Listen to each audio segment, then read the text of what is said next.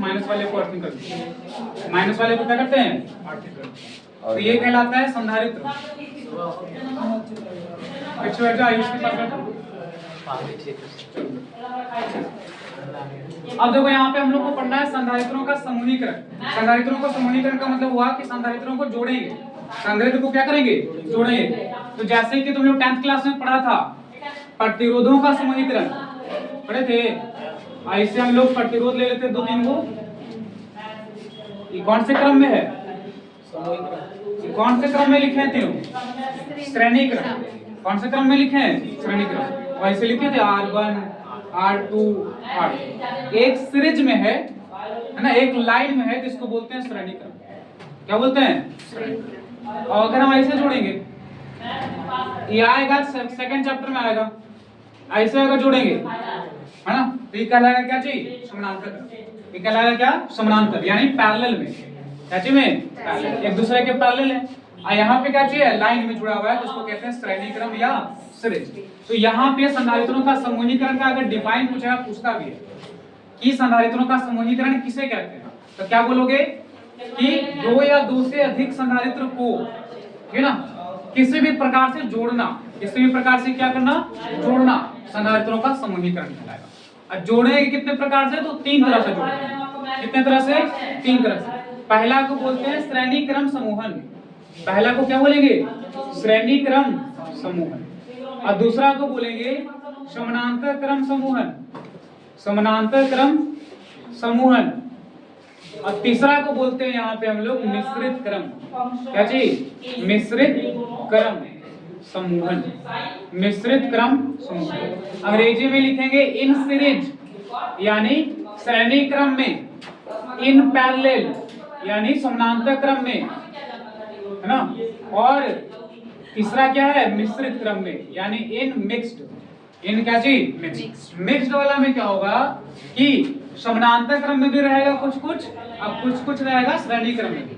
ठीक है, तो पहले हम देख रहे हैं कि श्रेणी क्रम समूहन में जब जोड़ेंगे तो उसके टोटल जो धारिता होगा ना, समतुल्य धारिता होगा, वो कितना होगा। ठीक है, तो पहले देख लो, उसके बाद हम लिखवा देंगे, है ना। तो मान लो हम ऐसे 2 या 2 से अधिक कैपेसिटर ले रहे हैं। ये पहला संधारित्र है, इस पे कैसा चार्ज रहता है, प्लस। इस पे चाहिए एक ठो संधारित्र होगा, एक और लेंगे, फिर इसी के पास में रखेंगे। ठीक है ना। ये लाइन क्या है, अच्छा, कोई बताएगा कि इसमें पहला वाला प्लेट को क्या चीज बोलते हैं। दोनों अलग अलग प्लेट है ना, एक तो धन प्लेट है, एक तो ऋण वाला। तो पहले वाले को क्या बोलते हैं, पहला वाला इसमें जो प्लेट है उसको क्या बोलते हैं, कोई बताएगा।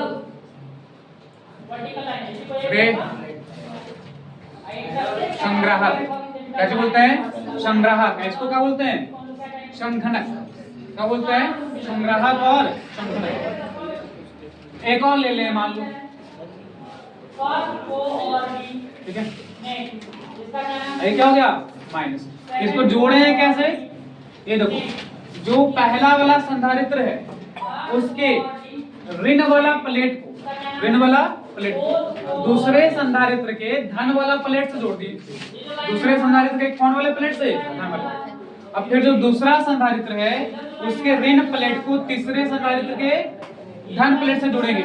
और उसके बाद टोटल को, तीनों को मान लो, है ना, पहला वाला का जो धन वाला प्लेट है या धन ध्रुव है उसको और इसको एक बैटरी उठने से जोड़ देंगे, है ना। बैटरी से क्या कर देंगे, ये मान लो कि इसका जो धारिता है वो C1 है। इसका धारिता कितना है, इसका धारिता, इसका धारिता, इसका विभव मान लो V1 है। विभव क्या चाहिए, पॉइंट सपोज करो A B C D। A से B के बीच का जो विभव है वो V1 है, और B से लेके C के बीच का जो विभव है V2 है, और C से लेके D के बीच का जो विभव है वो V3 है। क्या चाहिए, V3। पहले वाले का धारिता हम लोग मान लिए C1, दूसरे वाले को C2 और तीसरे वाले को C3। और जब ये श्रेणी क्रम में रहेगा, इस क्रम में रहेगा श्रेणी क्रम, तो इसका आवेश सबका बराबर रहेगा। आवेश क्या रहेगा, बराबर। आवेश को किससे डिनोट करते हैं हम लोग, Q से। तो सपोज करो कि फिलहाल इसका जो आवेश है तीनों का Q1 Q2 Q3 है, Q1 Q2 Q3, Q1 Q2 Q3। तो पहला वाला, तो इसमें सारा बात हम लिखवा देंगे पहले, है ना, कि तीन संधारित्र को जोड़े हैं, किस प्रकार से जोड़े हैं। तीनों जो संधारित्र है उसका धारिता C1 C2 C3 है, आवेश Q1 Q2 Q3 है, और विभव V1 V2 V3 है। और इसमें तीनों का श्रेणी क्रम में जो हम जोड़ते हैं तो तीनों का जो आवेश है वो बराबर रहेगा। तीनों का आवेश क्या रहेगा? बराबर। तो हम सपोज कर लिए कि Q1 है, Q2 है और Q3, ये तीनों Q के बराबर है। तीनों किसके बराबर है? तीनों इक्वल हो गए। तीनों क्या हो गया? इक्वल। तो आप बताओ कि पहले वाला का, है ना, अगर हम धारिता निकालें, कैसे निकालें? धारिता। तो धारिता का फॉर्मूला क्या होता है? C1 बराबर, C बराबर क्या होता है? Q बटा V। क्या होता है? C बराबर क्या होता है? Q बटा V होता है। ठीक है। तो अगर हम मान लो पहले वाला का निकाल रहे हैं तो V C1 बराबर क्या हो जाएगा? Q1 बटा V1 नहीं हो जाएगा। C1 बराबर क्या हो जाएगा? Q1 बटा V1। अब अगर मान लो कि हम यहाँ से Q1 निकालें, कैसे निकालें? Q1, तो Q1 का फॉर्मूला क्या हो जाएगा?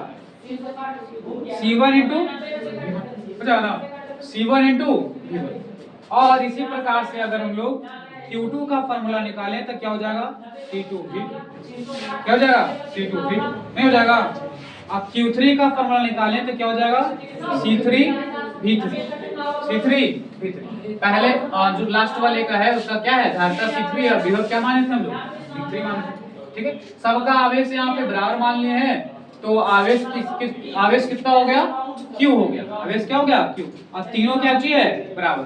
अब इसके बाद हम लोग कुल आवेश निकालेंगे। क्या निकालेंगे? कुल आवेश। ये वाला अगर हम लोग यहाँ पे देख रहे हैं Q1 Q2 और Q3 क्या चाहिए? तीनों समान है। तीनों क्या चाहिए? समान, जिसको हम लोग क्या मान लिए हैं? Q मान। C बराबर क्या हो जाएगा? Q बटा V। C बराबर क्या होता है? Q बटा V होता है। धारिता बराबर आवेश बटा विभव। धारिता बराबर क्या हो गया? आवेश बटा विभव। तो पहला वाला जो संधारित्र है उसका धारिता क्या हो जाएगा? Q1 बटा V1। और दूसरे वाले के लिए क्या हो जाएगा? Q2 बटा V2। अगर इस तरह से हम सारे का मान निकाले तो Q1 का मान हो जाएगा C1 V1, Q2 का मान हो जाएगा C2 V2 और Q3 का मान क्या हो जाएगा? C3 V3। अब सपोज करो कि अगर हम यहाँ पे V1 का मान निकालें, इसका मान निकालें V1 का, तो V1 का मान क्या हो जाएगा? Q1 बटा C1 हो सकता है क्या? V1 का मान क्या होगा? Q1 बटा C1। देखो Q1 और V1 के जो साथ में नीचे आ जाएगा। अब V2 बराबर क्या हो जाएगा? Q2 बटा, और V3 बराबर क्या हो जाएगा? Q3 बटा C। इसमें देखो, इसको व्यंजक प्राप्त करने के लिए तुम दो बातें रखना है। पहला ये कि आवेश इसमें सबका बराबर रहेगा, और दूसरा ये कि जो विभव है, विभव वो निकालना है तुमको। तीनों संधारित्र का विभव निकालना है और तीनों संधारित्र के विभव को जोड़ देना है। तीनों संधारित्र के विभव को क्या करना है? जोड़ना है। तो तीनों संधारित्र का विभव को अगर जोड़ेंगे तो जो पूरा सिस्टम है उसका विभव हमको मिलेगा ऐसे, V1 V2 और क्या मिल जाएगा? V1 V2 और V3 मिलेगा कि नहीं मिलेगा? बोलो। जो विभव का फार्मूला हो जाएगा टोटल, अगर हम सबका जोड़ें, पहले वाले का मान लो V1 है, दूसरे का V2 है, तीसरे का V3 है, सबको जोड़ देंगे तो क्या हो जाएगा? V1 plus V2 plus V3। अब देखो V का फार्मूला तुमको पता है, यहाँ से V का फार्मूला क्या हो जाएगा? यहाँ से निकालें तो बाबू C बटा Q लिख दें। V का फार्मूला क्या हो जाएगा? C बटा Q। अब V1 का फार्मूला Q1 बटा C। सारा रख दो, V के जगह पे रख दीजिए क्या चीज? C बटा Q। और यहाँ पे रखो V1 बराबर, यहाँ पे V बराबर क्या हो जाएगा? Q बटा C। Q बटा C होगा ना? ठीक है। क्रॉस मल्टीप्लाई करेंगे तो जो मल्टीप्लाई में वो डिवाइड में आएगा, Q बटा C। और V1 का फार्मूला क्या हो जाएगा? Q1 बटा C। और V2 का फार्मूला Q2 बटा C। V3 का फार्मूला Q3 बटा C। ठीक है। अब जो आवेश है वो तीनों का क्या चाहिए? बराबर। इसके बराबर Q। तो हर जगह पे Q1 की जगह पे Q लिख सकते हैं, Q बटा C। यहाँ पे भी Q बटा C, यहाँ पे भी Q बटा C। अब Q कॉमन कर लेंगे। Q का क्या कर लेंगे? कॉमन। Q बटा C का Q बटा C, यहाँ पे से Q निकाल लो तो क्या बचेगा? 1 बटा C। यहाँ पे 1/C2, यहाँ पे 1/, ये वाला की से ये वाला की क्या हो जाएगा, कट जाएगा। तो क्या बचेगा 1/C बराबर 1/C1 प्लस 1/C2 प्लस 1/, तो ये वाला हो गया कि अगर हम श्रेणी क्रम में कई संधारित्र को जोड़ रहे हैं तो उसका जो टोटल योगफल होगा संधारित्र के धारता का वो 1/C का फॉर्मूला लगाकर निकलेगा, 1/C1 plus 1/C2 plus 1/C। अगर मान लो कि धारता निकालना रहेगा तो फिर जोड़ करके उसको उल्टा कर देगा तो C निकल जाएगा। क्या निकल जाएगा? तो इसमें क्या याद रखना है आपको, आवेश बराबर और विभव का फॉर्मूला लगाना है आपको, टोटल विभव निकालना रहेगा। ये अगर कर लेंगे तो आराम से एक व्यंजक प्राप्त हो जाएगा, जो कि बहुत आसान है। नहीं नोट दो। श्रेणी क्रम में हम लोग देखें कि धारता का जो योगफल है टोटल C का फॉर्मूला क्या आया था, C1 प्लस C2 प्लस, यहाँ पे जो कुल धारता है इसको हम लोग बोलते हैं समतुल्य धारता। क्या बोलते हैं? समतुल्य धारता। बोर्ड पे समझो तुम लोग एक बार और, है ना। समतुल्य धारता किस क्रम में हो गया? श्रेणी क्रम में। श्रेणी क्रम में अगर हम लोग धारता को जोड़ते हैं तो इसका फॉर्मूला क्या हो जाता है, 1/C होता है ना। 1/C बराबर 1/C1 plus 1/C2 plus 1/C3 होता है। ठीक है, यहाँ पे हम लोग समानांतर क्रम समूहन को देख रहे हैं। समानांतर क्रम समूहन में संधारित्र को समानांतर क्रम में रख दिया गया है, एक दूसरे के नीचे रख दिया गया है ना। उसके बाद हम लोग इसके धन प्लेट को, सारे धन प्लेट को एक जगह पे जोड़ दिए एक बिंदु से, और ऋण प्लेट को एक बिंदु से जोड़ दिया। इसके बाद इसको इस तरह से जोड़ के यहाँ पे बैटरी से जोड़ दिए। ये कहलाता है समानांतर क्रम का समूह है। अब इसमें हमको देखना क्या है कि एक बिंदु से ये तीनों जुड़ा हुआ है, इसलिए तीनों का जो विभव होगा वो क्या होगा, समान होगा। V1 बराबर V2 बराबर V3 बराबर V। ठीक है, और प्रत्येक का धारता उसी तरह से निकाल लो। तो C बराबर फॉर्मूला क्या होता है, Q बटा V। C का फॉर्मूला क्या होता है, Q बटा V। तो C1 बराबर क्या हो जाएगा, Q1 बटा V1 होगा ना। C1 बराबर क्या हो जाएगा, Q1 बटा V1। अब Q1 बराबर क्या हो जाएगा, C1 V1 होगा। Q1 बराबर क्या होगा, C1 V1। C बराबर Q बटा V है तो C1 बराबर क्या हो गया, Q1 बटा V1, और Q1 बराबर क्या होगा, तो क्रॉस मल्टीप्लाई हो जाएगा, C1 V1 हो जाएगा। उसी तरह से अगर हम Q2 निकालेंगे तो क्या हो जाएगा, C2 V2। अब Q3 निकालेंगे तो क्या हो जाएगा, C3 V3। इसके पहले वाले में हम लोग श्रेणी क्रम वाले में क्या किए थे कि आवेश को जोड़े थे, टोटल आवेश निकाले थे Q बराबर। यहाँ क्या करेंगे, हम लोग विभव को जोड़ेंगे। किसको जोड़ देंगे, सॉरी पहले वाले विभव को जोड़े थे, यहाँ आवेश को जोड़ेंगे। कुल आवेश लिखेंगे, क्या लिखेंगे, कुल आवेश। तो कुल आवेश मतलब Q बराबर Q1 plus Q2 plus Q3। ठीक है, अब तीनों का सबका फॉर्मूला रख दो। Q का फॉर्मूला क्या हो जाएगा, यहाँ से CV। Q का फॉर्मूला क्या हो जाएगा, C इंटू V। अब Q1 का फॉर्मूला क्या हो जाएगा, C1 V1।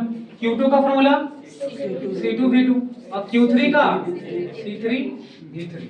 Q3 का क्या हो जाएगा, C3 V3। CV का CV। हम क्या बोले इसमें कि विभव क्या रहेगा सबका समान, तो V1 के जगह पे क्या रख देंगे, V। अब V2 की जगह पे भी, V3 की जगह पे भी V, और V हो जाएगा कॉमन।